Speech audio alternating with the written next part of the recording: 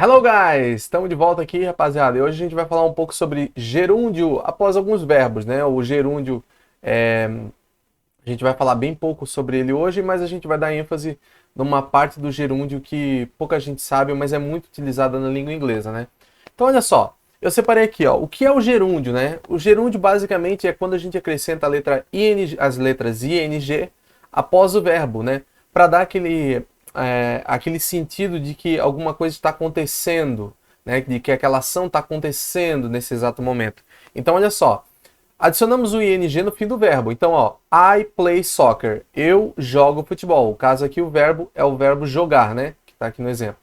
Então, eu jogo futebol. I play soccer. Se eu quero falar que eu estou jogando futebol agora, eu falo I am playing soccer. Então, I am playing soccer, né?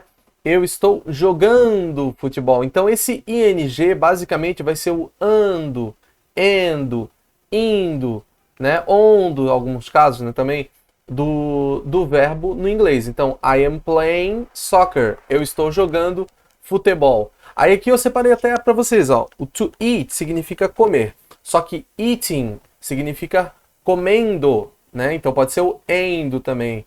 O verbo to leave, que significa sair, ou living, saindo, né? I am leaving now, eu estou saindo agora. Então a gente usa esse ing para expressar algo que está acontecendo naquele exato momento, né?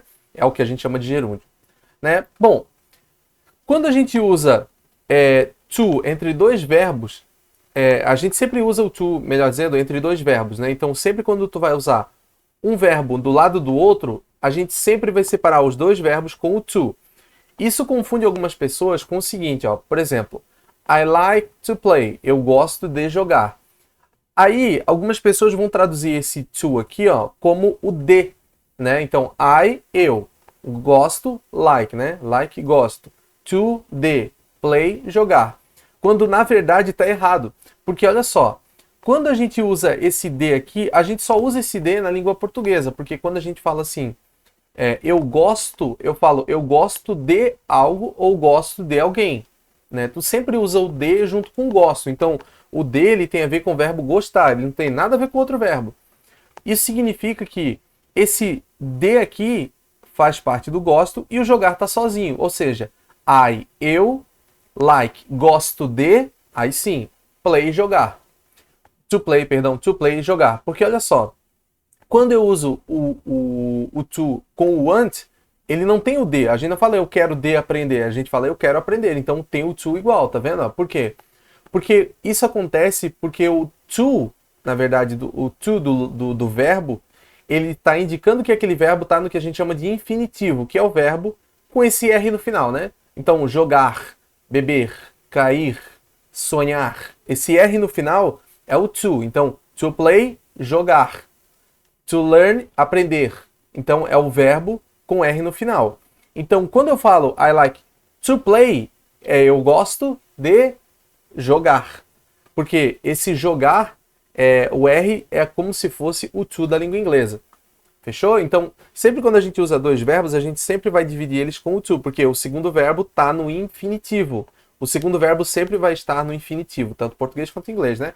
Mas em inglês, inclusive em inglês. Então, I like to play, eu gosto de jogar. I want to learn, eu quero aprender. Então, to learn, aprender. To play, jogar. To eat, comer. E por aí vai, né?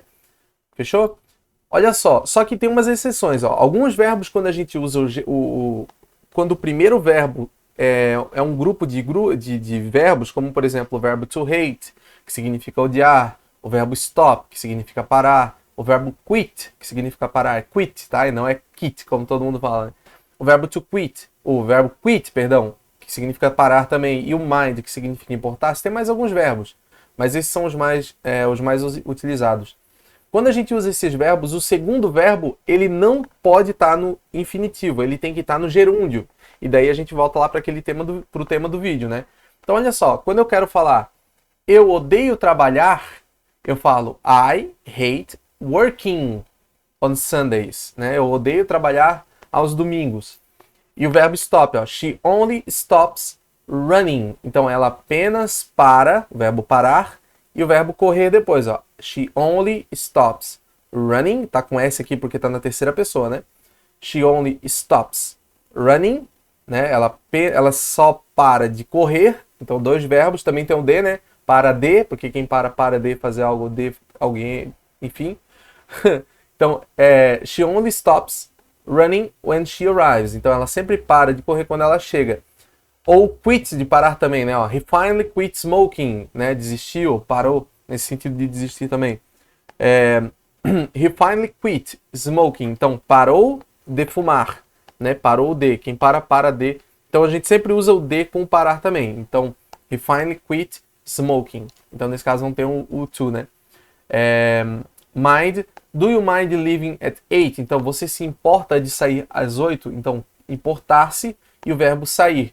O verbo mind e o verbo to leave, um do ladinho do outro aqui, né? Só que como o mind é um verbo especial, vamos dizer assim, o leaving, ele não pode estar no infinitivo que eu falei, que é quando tem o to, né? Ele tem que estar no gerúndio, que é com ing. Fechou? Então, para reforçar, gerúndio é quando o verbo tem o ing no final, quando está naquele sentido de ando, comendo, bebendo, sorrindo, cantando, opondo, se opondo, e por aí vai.